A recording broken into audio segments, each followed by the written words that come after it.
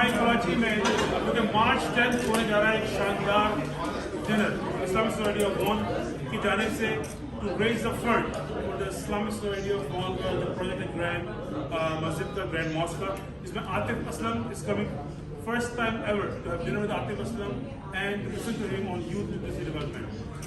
नजब शराज साहब की खूबसूरत रशीद वहाँ पर होगी. आप सब जो आज मौजूद हैं सबका बहुत बहुत शुक्रिया. And इंशाअल्लाह ताला March 10 को we are expecting March 10 को 600+ people.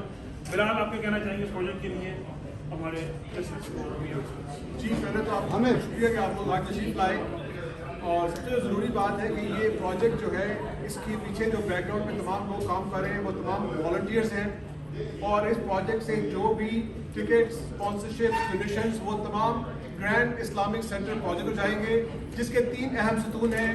एक है इस्लामिक स्कूल, दूसरा है इस्लामिक कम्युनिटी सेंटर और तीसरा है ग्रैंड मस्जिद.